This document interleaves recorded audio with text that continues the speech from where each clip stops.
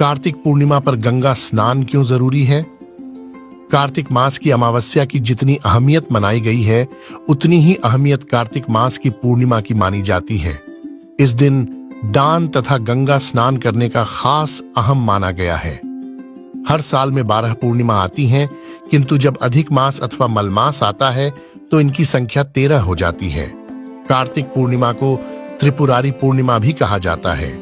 ज्योतिष शास्त्र के मुताबिक इस दिन जब चंद्रमा आकाश में उदित होता है, उस वक्त चंद्रमा की 6 कृतिकाओं की उपासना करने से शिवजी प्रसन्न होते हैं। इस दिन गंगा नदी में स्नान करने से पूरे साल का स्नान करने का फल प्राप्त होता है। गंगा स्नान से प्राप्त होता है पूरे साल का फल। कार्तिक पूर्णिमा व्यक्तियों को देवों की उस दिवाली में सम्मिलित होने का मौका देती है, जिसके प्रकाश से प्राणी के अंदर छिपी तामसिक वृत्तियों का नाश होता है। इस महीने की त्रयोदशी, चतुर्दशी तथा पूर्णिमा को पुराणों ने अति पुष्करिणी कहा है।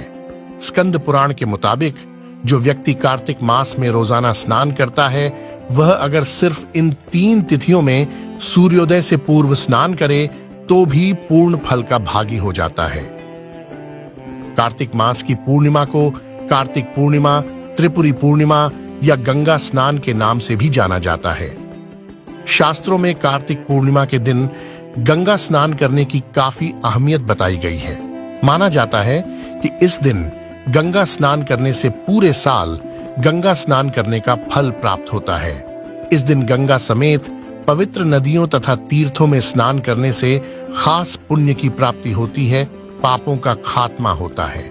इसी दिन हुआ था त्रिपुरासुर का अंत। एक कथा है कि त्रिपुरासुर नाम के दैत्य के आतंक से तीनों लोक खौफ में थे।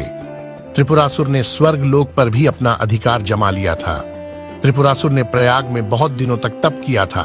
उसके तप से तीनों लोक जलने लगे। तब ब्रह्मा जी ने उसे दर्शन दिए।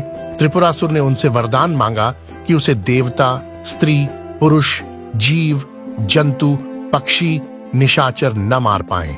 इसी वरदान से त्रिपुरासुर अमर हो गया तथा देवताओं पर अत्याचार करने लगा। सभी देवताओं ने मिलकर ब्रह्मा जी से इस दैत्य को खत्म करने का उपाय पूछा। ब्रह्मा जी ने देवताओं को त्रिपुरासुर के वध का मार्ग बताया। देवता प्रभु शंकर के पास पहुंचे तथा उनसे त्रिपुरासुर को मारने के लिए वंदना की। तब महादेव ने त्रिपुरासुर के वध का फैसला लिया। महादेव ने तीनों लोकों में दैत्य को ढूंढा। कार्तिक पूर्णिमा के दिन महादेव ने प्रदोष काल में अर्धनारीश्वर के रूप में त्रिपुरासुर का अंत किया।